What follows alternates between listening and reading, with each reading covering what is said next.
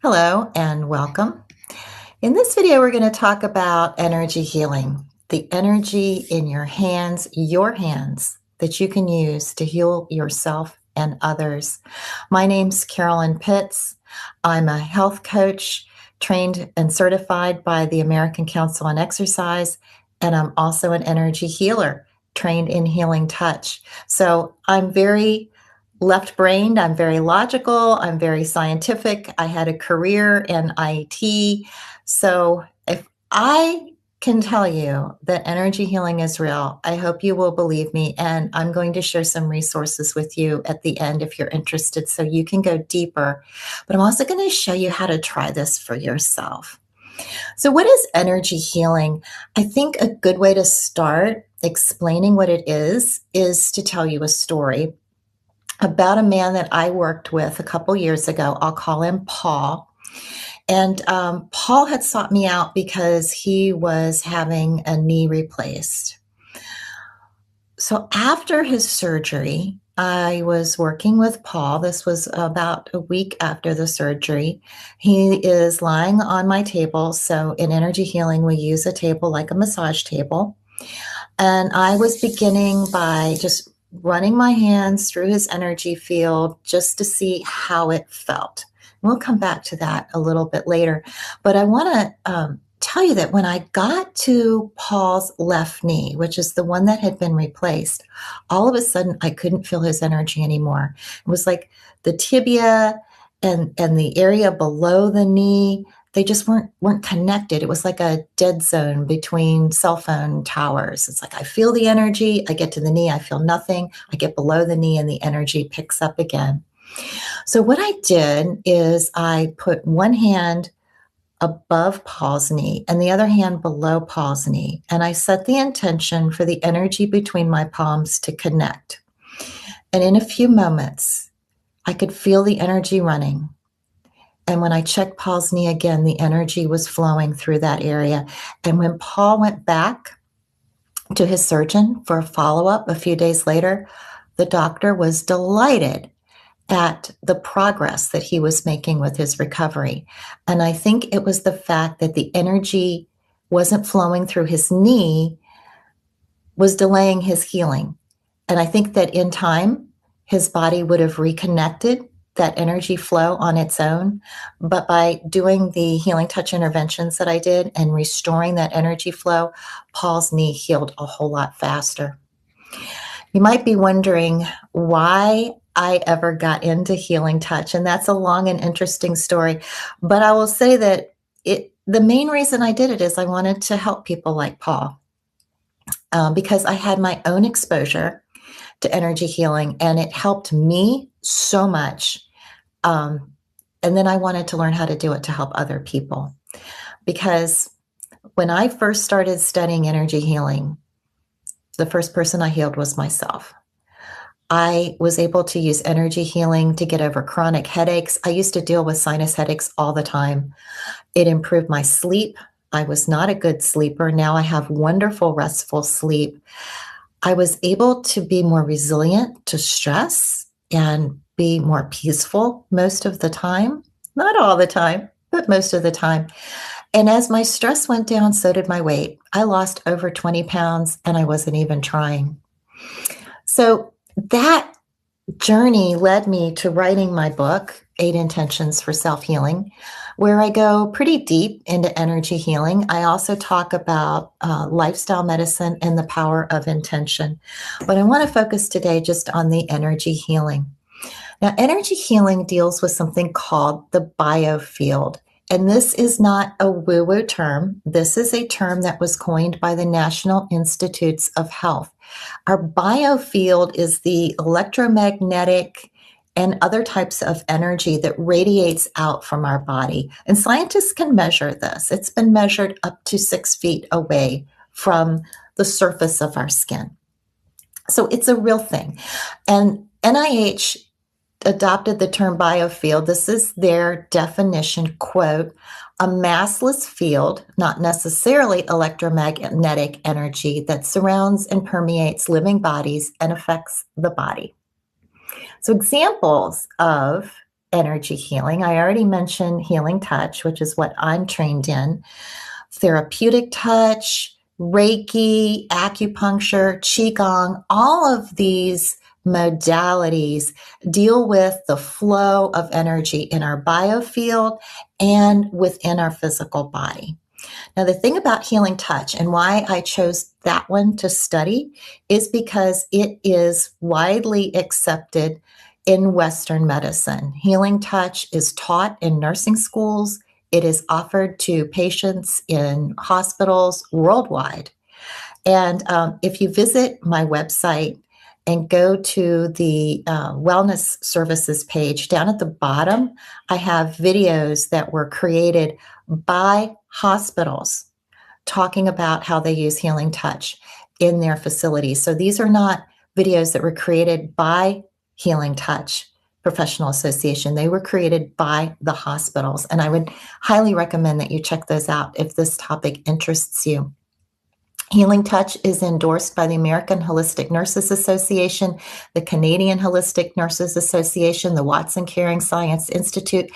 It was developed by a nurse who worked in the Navy. Her name was Janet Menken, and she developed Healing Touch back in the 1980s. So it has been around for a while, and it's because its efficacy has been demonstrated over and over again that it's still being taught in nursing schools. Now, in Healing Touch, we work with our hands to move a client's energy, or as I described with Paul, to restore the flow of energy. I'm also trained in something called Healing Touch for Animals, which is a version of Healing Touch that is used with any kind of animal. It's been used with anything from cats and dogs to horses and snakes and turtles. And in Healing Touch for Animals, we also use tuning forks, the vibration from tuning forks, to help move energy for our clients. Now, some people will say that healing touch and other energy healing modalities are just the placebo effect. And you've probably heard that term, placebo effect. It is used a lot in clinical trials for, say, a new medicine. In a clinical trial, they have some people who get the medicine and some people who just get a sugar pill, and the people who are participating, they don't know which one they're getting. And one of the things that can happen in those studies is people who just get the sugar pill also report feeling better. And that gave rise to this term placebo effect. People feel better because they expect to feel better. And that's a legitimate concern. But I'll tell you what convinced me that there's not a placebo effect involved in energy healing is my work with animals, because I have worked with cats and dogs who are dealing with pain, let's say discomfort in a hip, or behavioral issues where the dog is just they're not grounded, they can't settle, they're barking at everything. And I can see a change, and their owners can see a change in their behavior after they've gotten a healing touch session. And another reason that I think kind of dismisses the skepticism around energy healing just being placebo effect is the fact that it has been used successfully in laboratory mice, and it has also been used on cells in petri dishes. And mice and cells in petri dishes can't be subject to the placebo effect because they have no awareness that they are receiving energy healing.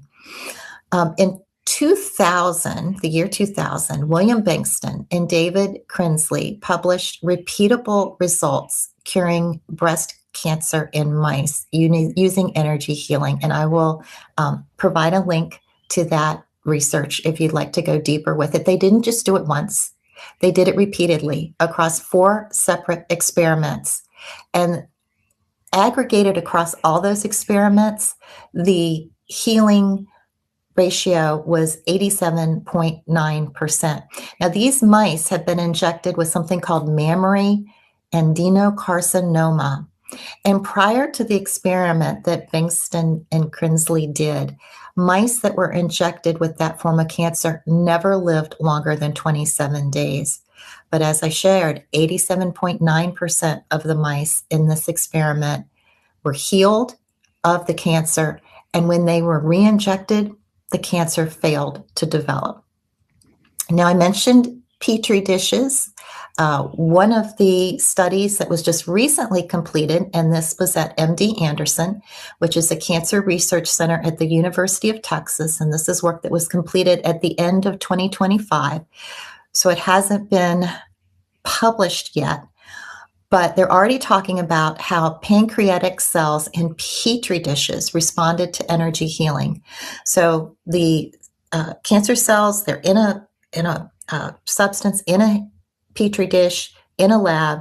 The healer is putting their hands in the vicinity of those dishes, and the cancer cells were responding to that. And the reason that they studied pancreatic cancer is because there is not a good methodology or protocol for that particular type of cancer yet, and it is particularly lethal. So that's why they chose pancreatic cancer to study. Now, another thing I would mention that I think gives legitimacy to energy healing is there are companies out there that are looking for ways to develop devices that mimic the energy that comes from our hands, so that people can use these devices in place of working with a human healer. And the reason that they're looking at that is, it comes down to money, like a lot of things do. If they can develop a product that will heal people and people buy the product, then they're stand to make money off of it.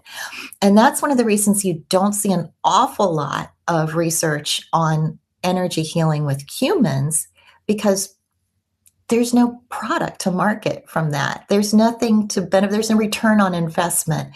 If a facility invests the time, the energy, and particularly the money just to demonstrate that scientifically you can heal yourself with your hands. There's a lot more funding available when there is some type of a marketable product that will result from doing that type of research. But I'll give you some examples of products that are on the market. One is called PEMF devices, pulsed electromagnetic field devices. Back in 1979, the FDA approved the use of those devices to treat broken bones that weren't healing by normal protocols. And there was a paper published in Techniques in Orthopedics in 2003 where they compared the frequencies coming from a PEMF device to the frequencies coming from a healer's hand, someone who was trained in therapeutic touch, and the frequencies were the same. Some other things that are emerging on the market, there's something called the Safe and Sound Protocol, which mixes healing frequencies with music. So I mentioned earlier when we work with animals, we use tuning forks and the vibrations that come from tuning forks. This is a product that you listen to that has those vibrations in there, and it's being used to treat depression, learning challenges, and chronic anxiety. Something else is the Sonu, I think I'm pronouncing that right, SONU headband that people will wear on their heads that produces electromagnetic waves, and that's being used to help with headaches. And as I mentioned earlier, when I learned energy healing, my chronic headaches was one of the things that I was able to clear just using my hands. And then another thing I'll talk about is ultrasound waves called histotripsy, which the FDA approved the use of those in 2023 to destroy inoperable liver tumors. And I expect that as time goes by, we will see histotripsy being used to break up tumors, inoperable tumors, and other types of cancer as well. Now, going back to Bankston, our researcher who cured mice of mammary cancer, Bankston went on himself and recorded frequencies they're inaudible to our ears, but there are frequencies that come from our hands, from a healer's hands, that can be picked up by recording devices. So he did experiments where he would record the healing frequencies from a healer and then just play those back to the mice. and saw them recover from mammary cancer as well. And he also did that with mice who had melanoma. So you can try this yourself. I would invite you to just hold your palms in front of you, bring them together, move them apart, and just really bring your awareness to what you're feeling in your palms. How does that feel to you? You may start to feel some resistance as your hands come close together. You may feel tingling. You may feel heat. How would you describe what you're feeling? And another thing you can do if you have a willing partner is you each hold your hands, say, start maybe 18 inches away from each other, and then slowly bring your hands closer to each other and see when each one of you notices that the sensation changes, that you're starting to feel like you're pushing against something. Another thing you can do if you have a willing partner is to just use your hands and go over their body out a couple inches away, maybe 6-8 inches away, working in the biofield. Just rub your hands around and see what you feel. If they have something like a headache or a cranky knee, notice how the energy in that area feels different than in other parts of their body. Just like I started out with the story of Paul, when I rubbed down his left leg and I got to his knee, I could feel a difference because all of a sudden the sensation, the resistance from the energy emanating from his body, it wasn't there anymore. So it may take a little practice. It did for me, but I believe anyone can learn to feel biofields if you're determined to do it. If you practice consistently, you will develop that ability. There's nothing mystical or magical about it. It's just like learning to play an instrument or anything you learn to do well. It takes practice, and then you get better at it. Now, the good news is that as you learn how to use energy and feel energy, you can use it for your own healing. So we mentioned headaches. One thing you can do when you're feeling a headache is just put one hand over your forehead, use the other hand to cup the back of your neck, right there where your skull meets your neck, and concentrate on sending energy between your palms, healing white light energy. And as you focus on that and you imagine your skull filling with that white light, and we'll take a few minutes, but you'll notice that the pain will start to subside. Since I've learned how to cure my headaches with energy healing, I have not taken a Tylenol or an aspirin, and that's been like almost 7 years now. The human body is more than just chemistry and mechanics. We have a dynamic energy system, and it supports our body's natural capacity to heal and restore itself. And when we work with that energy, whether it's through simple self-care practices or guided healing sessions, we open the door to deeper levels of wellness. So I have a peace session that I run every Monday evening. You can get more information about that on my website, carolynpitts.com. And what we'll do in those sessions is we are focused on restoring our inner peace by using energy healing techniques to clear blockages, impedances, and stagnations that are causing us to have aches or pains or anything that keeps us from feeling our peaceful best. So I would invite you to check that out and join me, and I'll guide you live through an energy healing session on yourself, and you can experience the difference firsthand. Don't take my word for it. Just give it a try. As they say, being a skeptic requires an open mind. Thank you for your time and attention. If you have any questions, please leave them down below for me in the comments, and I will do my best to respond to all of those. Have a beautiful day, and remember to intend love, intend peace, and intend well.